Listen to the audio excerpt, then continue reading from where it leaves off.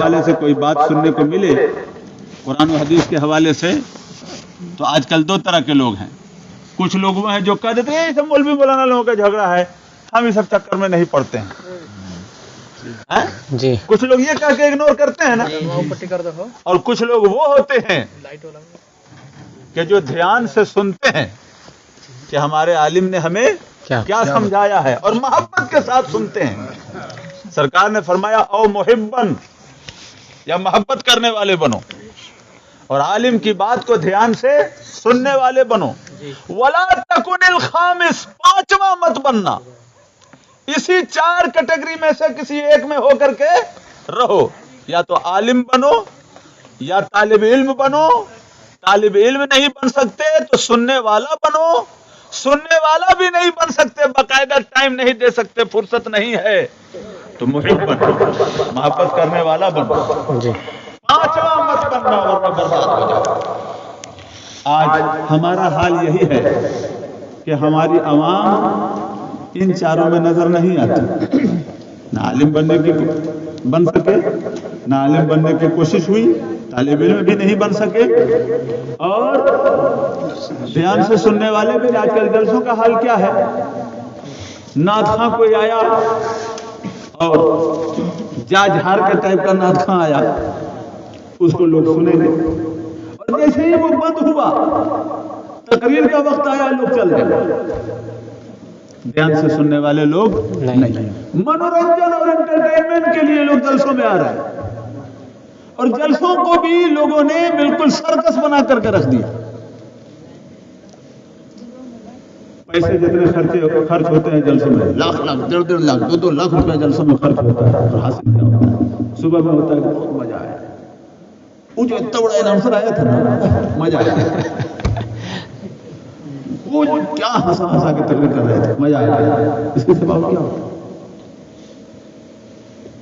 بات جو کام کی ہونی چاہیے وہ ہوتی نہیں, اور ہوتی ہے تو سنتا نہیں. جس کا انجام یہ ہوا کہ اپنے موٹے موٹے عقائد سے ہم واقف نہیں جانتے. کوئی کنفیوز کر کرتا ہے, تھوڑی سی دیر میں ادھر سے ادھر ہو جاتا ہے. اب آپ دیکھیے یہ کتنی بڑی سازش اور کتنا بڑا دھوکہ ہے. اچھے اچھے لوگ اس میں الجھ جاتے ہیں کہ جب اللہ کافی ہے ہی تو پھر غوث پاک کے بارگاہ میں جانے کا مطلب نہیں بنتا. بات تو صحیح کہہ رہا ہے, اور اس میں لوگ ادھر سے ادھر ہو جاتے ہیں. آپ دھیان سے سنیے گا تو میں اس کا جواب آپ کو سکھاتا ہوں.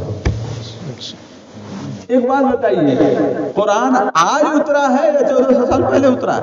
1400 سال پہلے. 1400 سال پہلے نا. اور قرآن ہم لوگوں پر تو نہیں اترا, حضور پر اترا.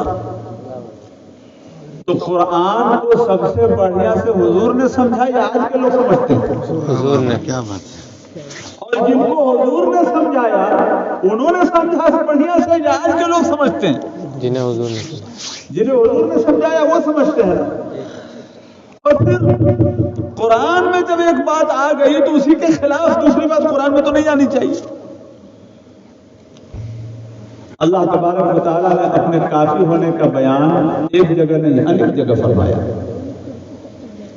اللہ تبارک و تعالیٰ فرماتا ہے یا ایھا النبی حسبک اللہ, اے اللہ کے نبی اللہ آپ کے لیے کافی ہے. اللہ صرف ہمارے لیے کافی نہیں, حضور کے لیے بھی اللہ کافی ہے, سب کے لیے اللہ کافی ہے. تو فرمایا یا ایھا النبی حسبک اللہ, اے غیب کی خبریں بتانے والے. نبی کا یہی مطلب ہوتا ہے, اللہ آپ کے لیے کافی ہے. تو بات ختم ہو جانی چاہیے نا, لیکن فرمایا یا ایھا النبی حسبک اللہ ومن اتبعک من المؤمنین. اے غیب کی خبریں بتانے والے, اللہ آپ کے لیے کافی ہے اور آپ کی اتباع کرنے والے مومنین آپ کے لیے کافی ہے. سبحان اللہ سبحان اللہ. اور یہ اتباع کرنے والے, اے بابو اے چائے والے ابھی رہنے دو, تقریر کے بعد چائے چلے گا. اللہ آپ کے لیے کافی ہے اور مومنین آپ کے لیے کافی ہیں. اور یہ مومنین کون ہیں؟ یہ آیت تب اتری جب حضرت عمر رضی اللہ تعالیٰ عنہ اسلام لے آئے تھے. اور مفسرین فرماتے ہیں کہ وَمَنِ اتَّبَعَكَ مِنَ الْمُؤْمِنِينَ میں خاص طور سے حضرت عمر کے بارے میں کہا گیا. اور بھی ہیں لیکن اس میں حضرت عمر رضی اللہ عنہ. یعنی مطلب کیا ہوا کہ اللہ آپ کے لیے کافی ہے اور عمر آپ کے لیے کافی ہے. تو یہاں کہیں نہ کوئی سوال کرتے جب اللہ کافی ہے تو عمر کی کیا ضرورت ہے؟ جب اللہ کافی ہے تو پھر حضرت عمر کی کیا ضرورت ہے؟ بات یہ ہے کہ لوگوں نے اللہ کے اپوزیشن میں بیان کیا اولیاء کرام کہ ایک طرف اللہ کی رحمت اور اس کے اپوزٹ میں غوث پاک کو رکھا. اللہ کی رحمت اپوزٹ میں غریب نواز کو رکھا. جبکہ ایسا ہے نہیں. جبکہ ایسا نہیں. یہ اللہ کے اپوزیشن نہیں ہے. یہ اللہ کے محبوب ہیں. اور محبوب کا معاملہ اپوزیشن میں نہیں رکھا جاتا. ورنہ جواب دے کوئی کہ جب اللہ کافی ہے ہی تو پھر حضرت عمر کی بات کیوں آئی قرآن میں؟ یا ایھا النبی حسبک اللہ ومن اتبعک من المؤمنین. اے نبی اللہ آپ کے لیے کافی ہے اور آپ کی اتباع کرنے والے مومنین آپ کے لیے کافی ہیں. تو جب اللہ کافی ہے ہی تو پھر مومنین کی کیا ضرورت ہے؟ اسی طرح سے فرمایا وَإِن يُرِيدُوا أَن يَخْدَعُوكَ فَإِنَّ حَسْبَكَ اللَّهُ. اے رسول اگر یہ لوگ آپ کو دھوکہ دینا چاہیں منافقین تو آپ گھبرائیے نہیں. فَإِنَّ حَسْبَكَ اللَّهُ. اللہ آپ کے لیے کافی ہے. اب یہاں آ کر کے کافی ہونے کا مطلب سمجھیں. اللہ آپ کے لیے کافی ہے. هُوَ الَّذِي أَيَّدَكَ بِنَصْرِهِ وَبِالْمُؤْمِنِينَ. اللہ ہی ہے جس نے آپ کی مدد فرمائی. کیسے؟ بِنَصْرِهِ اپنی مدد سے وَبِالْمُؤْمِنِينَ اور مومنین کے ذریعے. سبحان اللہ. تو جب اللہ کافی ہے تو پھر مومنین کا کیا مطلب ہے؟ بات یہ ہے دوستو لوگوں نے گھپلا کیا کیا کہ مومنین کو اولیاء کرام کو اللہ کے اپوزٹ لا کر کے کھڑا کیا اور یہ سمجھانے کی کوشش کی کہ اللہ کے ہوتے ہوئے غیر اللہ کی کیا ضرورت ہے. جبکہ بات اپوزٹ کی نہیں ہے. یہ اللہ کے اپوزٹ نہیں ہے. یہ اللہ کے محبوب ہیں. اور اللہ تبارک و تعالیٰ نے نظام یہ رکھا ہے کہ یہ اللہ کی مرضی ہے. چاہتا ہے تو خود مدد کر دیتا ہے اور چاہتا ہے تو اپنے بندوں کو کھڑا کر دیتا ہے. چاہتا ہے تو خود مدد کر دیتا ہے اور چاہتا ہے تو اپنے بندوں کو کھڑا کر دیتا ہے. خود مدد کیسے کرتا ہے؟ آپ نے مجھے کب بھیجا تھا نا کہ اس کو کلیئر کیجئے. اب کیا کریں ہم کو کچھ پریشانی ہے نہیں ہم ٹائم دے سکتے. خود مدد کرنے کا حضرت ابراہیم علیہ السلام کو دشمنوں نے آگ میں ڈالا. کہانی آپ جانتے ہیں. نمرود اور نمرودیوں نے حضرت ابراہیم علیہ السلام کو آگ میں ڈالا تو اللہ تبارک و تعالیٰ نے اس طرح سے مدد فرمائی کہ کسی کے سمجھ میں نہیں آیا کہ کیسے آگ بغیچہ ہو گیا. آگ جو ہے گلزار ہو گئی. یہ اللہ تعالیٰ نے مدد فرمائی اور سب کچھ بدل دیا. اس میں بیچ کا واسطہ وسیلہ کوئی نہیں ہے. سمجھ میں نہیں آتا. اللہ تبارک و تعالیٰ نے ڈائریکٹ مدد فرمائی. یہ بھی اللہ کی مدد کا ایک طریقہ ہے. اور کبھی اللہ تبارک و تعالیٰ اپنے بندوں کو کھڑا کر دیتا ہے. جیسے ہمارے نبی صلی اللہ تعالیٰ علیہ وسلم کے سامنے دشمن آئے بدر کے میدان میں 313 مسلمانوں کے مقابلے میں ہزاروں کی تعداد میں. تو وہاں بھی اللہ نے مدد فرمائی. اللہ تعالیٰ خود فرماتا ہے قرآن میں لَقَدْ نَصَرَكُمُ اللَّهُ بِبَدْرٍ وَأَنْتُمْ أَذِلَّةٌ کہ بے شک اللہ تبارک و تعالیٰ نے بدر میں تمہاری مدد فرمائی. وَأَنْتُمْ أَذِلَّةٌ جبکہ تم بے سر و سامان تھے. تمہارے پاس ہتھیار نہیں تھا لیکن پھر بھی فتح ملی تم کو. کیسے؟ اللہ نے مدد فرمائی. تو اللہ نے یہاں کیسے مدد فرمائی؟ جیسے حضرت ابراہیم علیہ کہ اللہ تبارک و تعالیٰ کے مدد کرنے کا دو طریقہ ہے. ایک یہ ہے کہ بلا سبب خود مدد فرما دیتا ہے، پتہ نہیں چلتا ہے کیسے ہو. جیسے حضرت ابراہیم علیہ السلام کے لیے آگ کو گلزار کر دینا، وہ بھی اللہ کے حکم سے ہوا، لیکن وہ کیسے ہوا یہ آج تک کوئی نہیں سمجھ سکتا. اور آدمی کہتا ہے کہ اللہ تبارک و تعالیٰ فعال لما یرید، اللہ تبارک و تعالیٰ جو چاہتا ہے کرتا ہے. اور کبھی ایسا ہوتا ہے کہ اللہ تبارک و تعالیٰ اپنے بندوں کے ذریعے مدد کرتا ہے، بندوں کو کھڑا کر دیتا ہے. جیسے میدان بدر میں نبی پاک صلی اللہ تعالیٰ علیہ وسلم اپنے 313 جانصاروں کے ساتھ ہیں اور ان کے پاس پوزیشن کیا ہے؟ ہتھیار بھی نہیں، بے سر و سامان ہے، قرآن کا رہا درجن بھر تلوار، کسی کے پاس سواری نہیں، تلوار ہے تو سواری نہیں، سواری ہے تو تلوار نہیں، لیکن اللہ نے فتح عطا فرمائی اور قرآن میں اعلان کیا لقد نصرکم اللہ ببدر وانتم اذلہ. بدر میں جب تمہارے پاس ہتھیار نہیں تھا، سامان نہیں تھے، اس وقت اللہ نے تمہاری مدد فرمائی. تو کیسے مدد فرمائی؟ قرآن میں اس کا بیان ہے کہ 3000 فرشتوں کو اللہ نے بھیجا. کیسے 10ویں پارے میں آئے تھے بثلاثة آلاف من الملائكة منزلين بلا ان تصبروا وتتقوا ويأتوكم من فورهم هذا يمددكم ربكم ب5 آلاف من الملائكة مسومين. چوتھے پر کہ اللہ تبارک و تعالیٰ نے فرشتوں کو بھیجا تھا. بدر میں فرشتے آئے تھے اور صحابہ کہتے ہیں کہ ہم کو دیکھ کر کے حیرت ہوتی تھی کہ سامنے دشمن کا سر کٹ کے زمین پر گر جاتا تھا، کوئی مارنے والا نظر نہیں. سبحان اللہ. کٹ کے گر جاتا تھا اور مارنے والا نظر نہیں آتا تھا.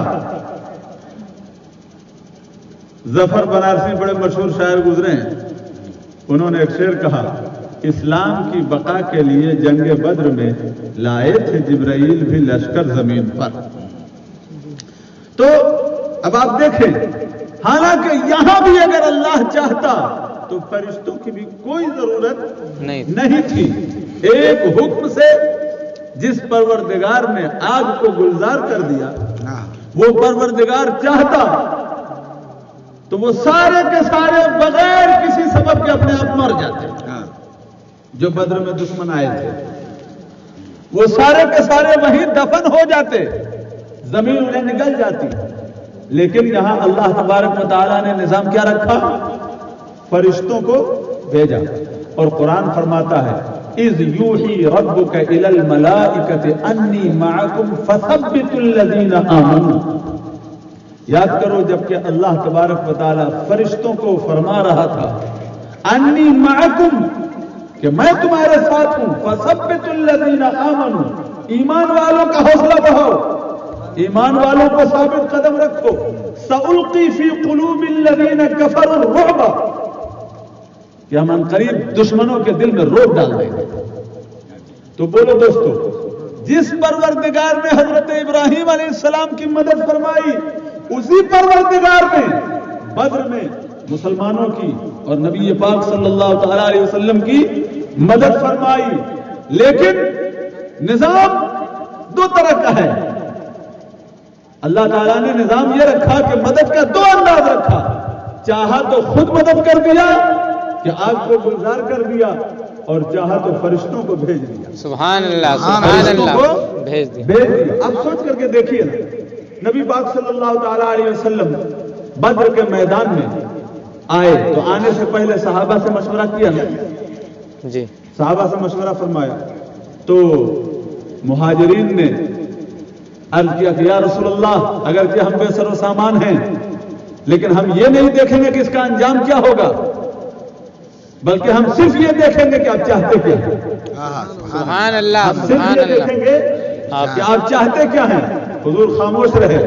تو جو انصار تھے انہوں نے سمجھ لیا کہ شاید حضور ہم سے بھی کچھ سننا چاہتے ہیں. تو ایک صحابی انصاری صحابی کھڑے ہو گئے، یا رسول اللہ اگر آپ کہہ دیں گے کہ ہم پہاڑ سے ٹکرا جائیں تو ہم ٹکرا جائیں. سبحان اللہ. سبحان اللہ. آپ کہہ دیں گے کہ سمندر میں اپنے گھوڑے ڈال دو تو ہم ڈال دیں گے. سبحان اللہ. ہم اسباب کو نہیں دیکھیں گے کہ انجام کیا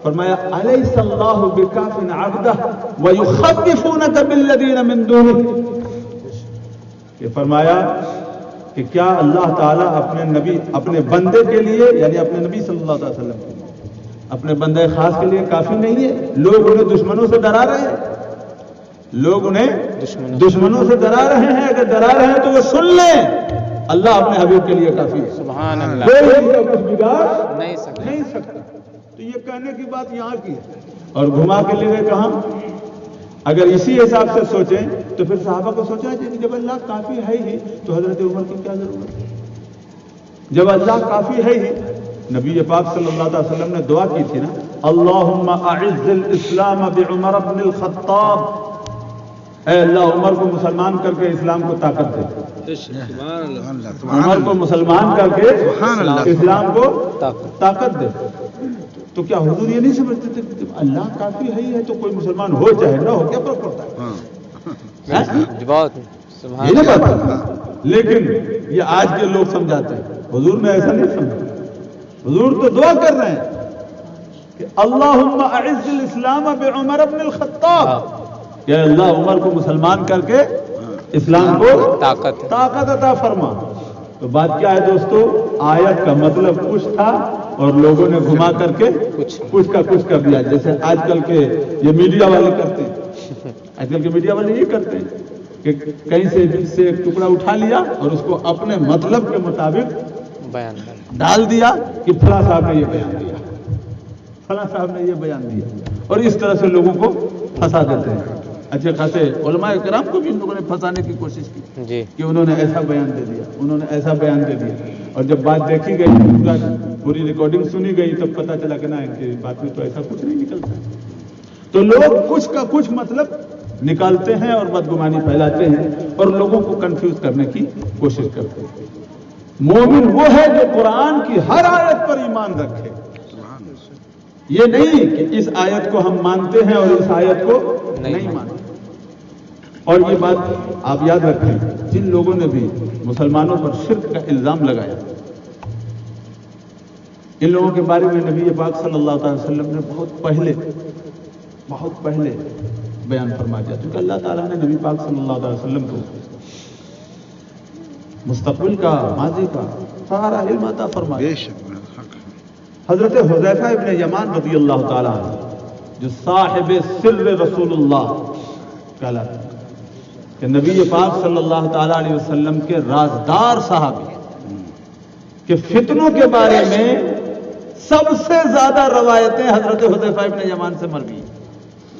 حضرت حذیفہ ابن یمان رضی اللہ تعالیٰ عنہ خود کہتے بھی ہیں کہ لوگ ان سے حضور سے خیر کا سوال کرتے تھے اور ہم زیادہ تر فتنوں کے بارے میں پوچھتے تھے، شر کے بارے میں پوچھتے تھے، تاکہ ہم اپنے آپ کو بچانے کی کوشش۔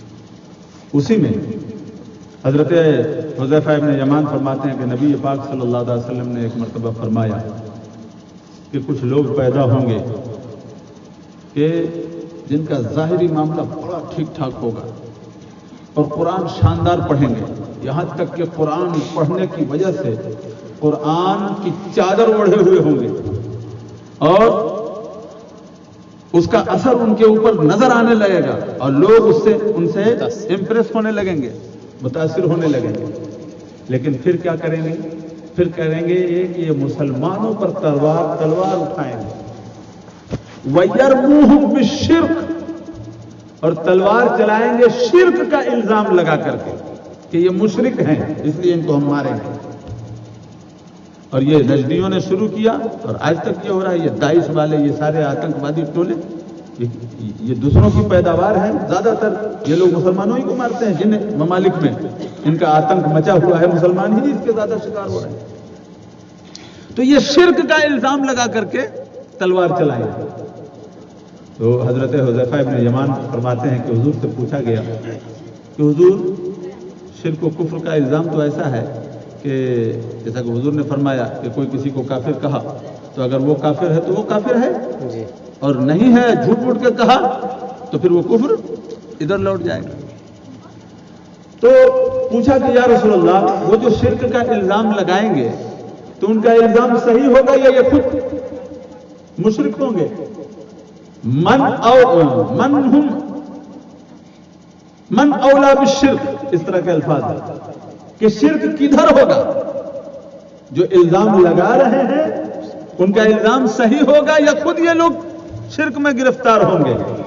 سرکار نے فرمایا بھلے رامی جو شرک کے تیر چلا رہے ہوں گے، جو شرک کا الزام لگا رہے ہوں گے، یہ خود شرک کے طرف مائل ہوں گے اور شرک کے ساتھ سانٹھ گانٹھ ان کا ہوگا.